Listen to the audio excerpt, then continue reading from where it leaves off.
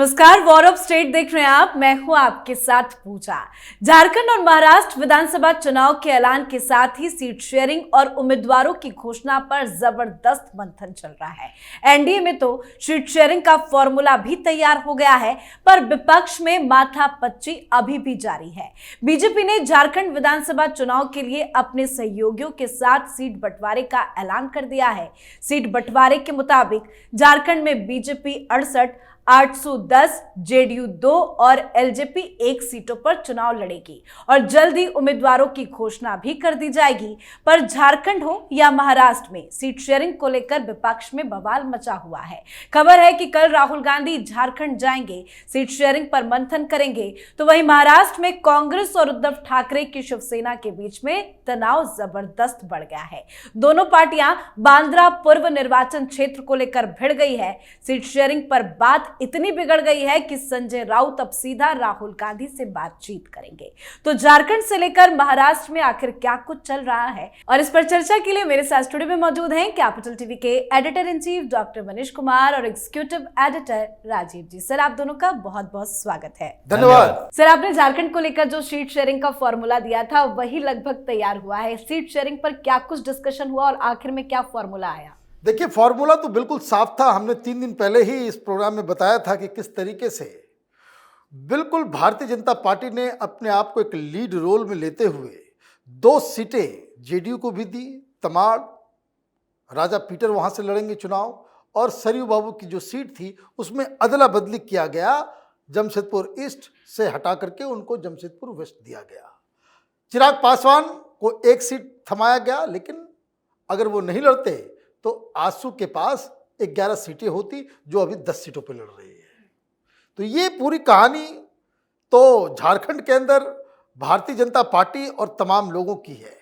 अब सवाल दूसरा ये उठ रहा है कि भाई उम्मीदवार कौन क्या होगा। जेडीयू के दोनों उम्मीदवार बिल्कुल तय हैं, और चिराग पासवान जो बहुत पहले नाराज नजर आ रहे थे कि वो 6-6 सीट की डिमांड कर रहे थे, उनका अभी तक कोई उस तरह का बयान आया नहीं है।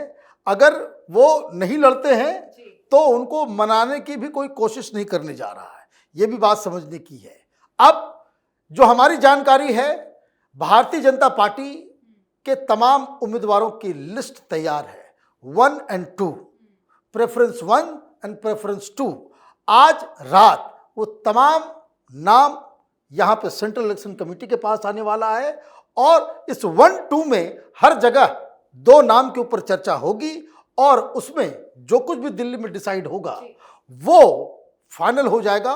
कल इस वक्त जब हम लोग प्रोग्राम कर रहे होंगे तो भारतीय जनता पार्टी की लिस्ट सार्वजनिक। बिल्कुल। तो सर, झारखंड में एनडीए में तो सीट शेयरिंग का फॉर्मूला भी आ गया और उम्मीदवारों की घोषणा भी जल्द हो जाएगी, लेकिन राहुल गांधी कल रांची पहुंच रहे हैं। क्या करेंगे, क्या मीटिंग होनी है, वहां पे क्या चल रहा है? देखिए, राहुल गांधी ने थोड़ी जिम्मेदारी अपनी कम कर ली है सीट शेयरिंग की बात पर। झारखंड के अंदर इनसे शिकायत की गई थी। हेमंत सोरेन ने कहा था कि आपके नेता ज्यादा इंटरफेयर कर रहे हैं, तो इन्होंने पहले सीट शेयरिंग का फार्मूला देने की बात कही। पहले ही कांग्रेस पार्टी वहां सरेंडर करने के मूड में है कि आप पहले के फार्मूले, यानी कि पिछले चुनाव में जैसे कांग्रेस अगर 31 सीटों पर चुनाव लड़ी थी तो 31 सीट कम से कम हमारे लिए रिजर्व रखो। हम उसमें से कुछ और पार्टियों को एडजस्ट करना चाहें तो एडजस्ट कर सकते हैं, जिसमें से इन लोगों ने सीपीआई-एमएल को 2 सीटें देने की बात कही कि 29 सीटों पर भी हम चुनाव लड़ेंगे तो कोई दिक्कत नहीं है। डर कांग्रेस के अंदर इस बात को लेकर है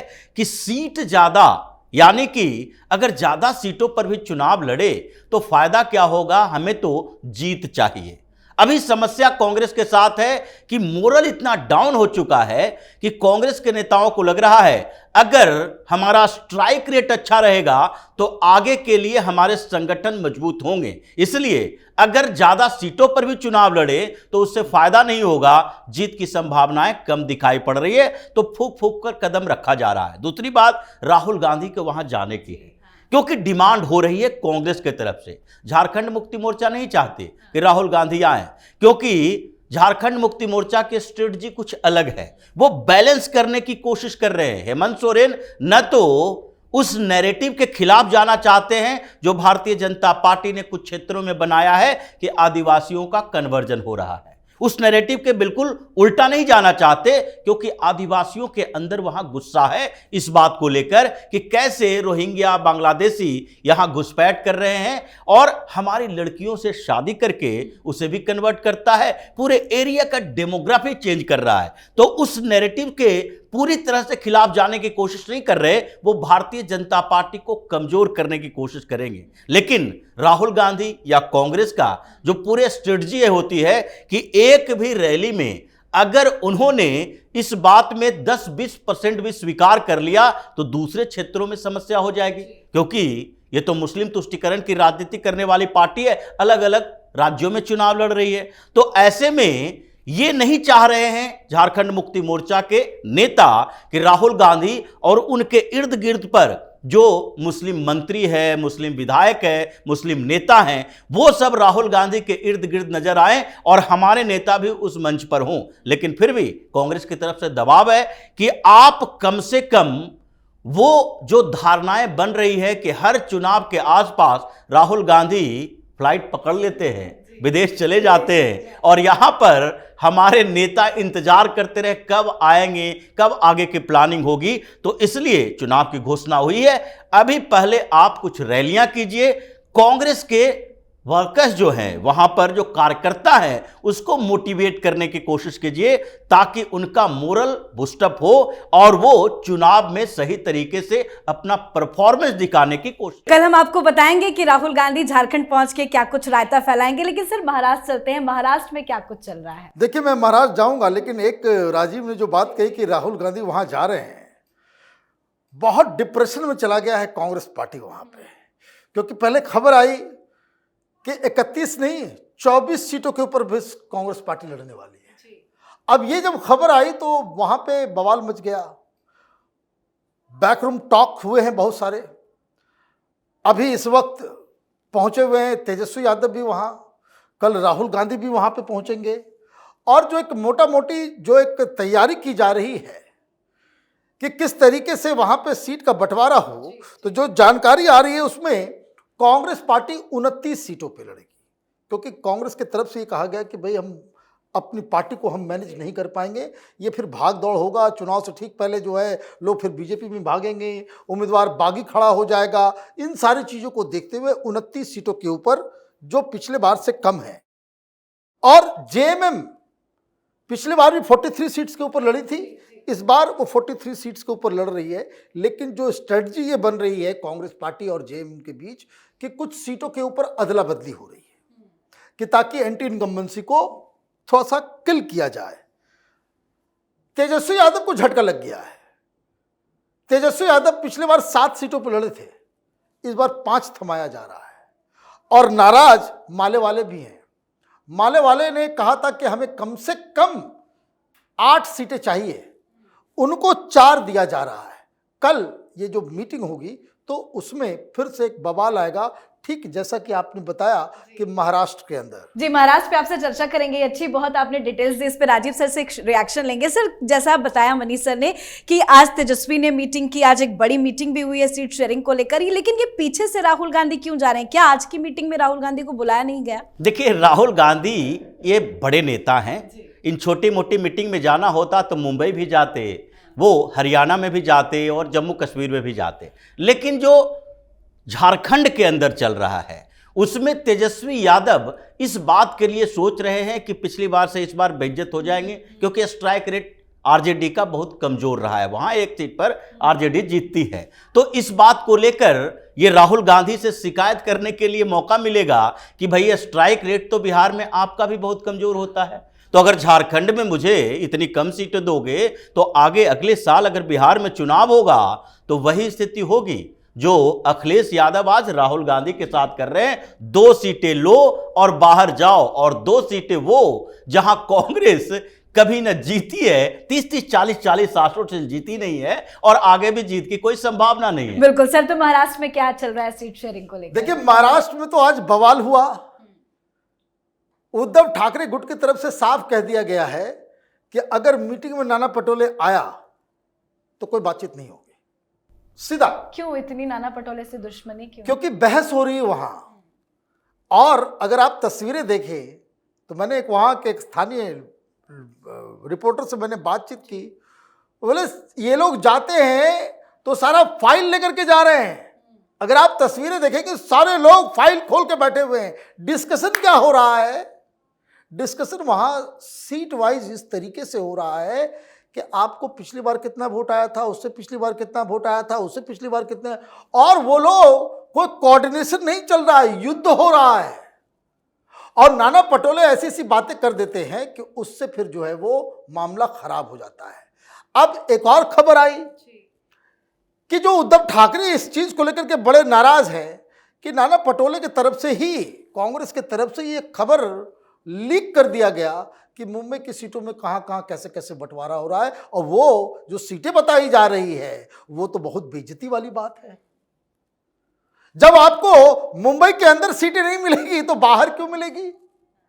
तो आज जब बैठक हुई तो बैठक के अंदर में शिवसेना की तरफ से संजय राउत ने विदर्भ में बहुत सारी ऐसी सीटों की डिमांड कर दी कि जहां वो तो कभी जीते नहीं, लेकिन उन्होंने पिन मार दिया कि यहां कांग्रेस पार्टी भी तो कभी नहीं जीती, यहां तुम्हारा कोई, ये देखो ये डाटा है, पिछली बार भी तुमको ये नहीं मिला, तुम थर्ड आए, फोर्थ आए। ये इस स्तर पे तो बहस बहुत ज्यादा हॉट टॉक उसके अंदर हो गई है।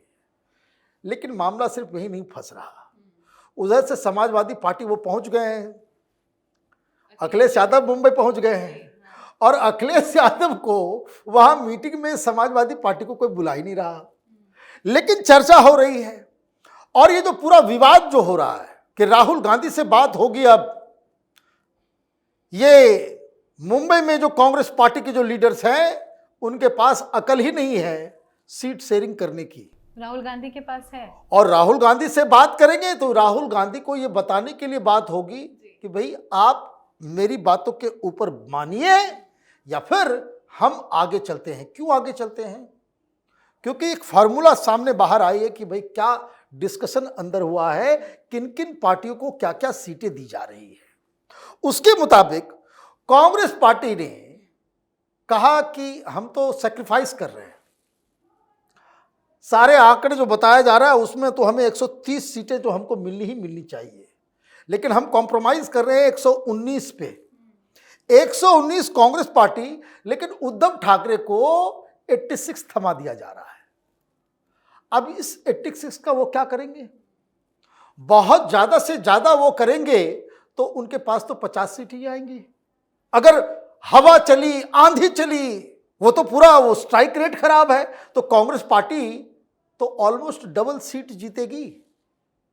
तो ऐसे में ये मुख्यमंत्री भी नहीं बनेंगे। दूसरा, ये लोग पिन मार रहे हैं, कह रहे हैं कि भाई मुख्यमंत्री का चेहरा अभी घोषणा नहीं करेंगे, तो सबसे बड़ी पार्टी कांग्रेस पार्टी बन जाएगी, तो उद्धव ठाकरे तो कहीं ना घर के रहेंगे ना घाट के रहेंगे।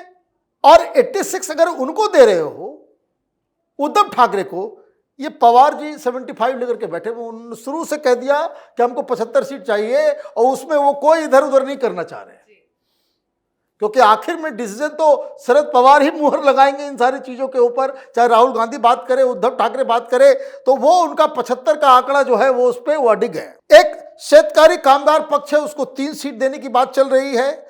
समाजवादी पार्टी को इस मीटिंग में कहा गया भाई 2 थमा देंगे। अगर 2 थमाया गया तो समाजवादी पार्टी ओवैसी के साथ महाराष्ट्र में गठबंधन कर लेगी, मुस्लिम वोट को वो लेकर के भागेगी। ये भी बातचीत वहां पे हो रही है। और सीपीएम वाले भी नाराज हैं, उनको भी मीटिंग में नहीं बुलाया, और सीपीएम वाले को कह रहे हैं कि भाई तुम 2 लड़ लो।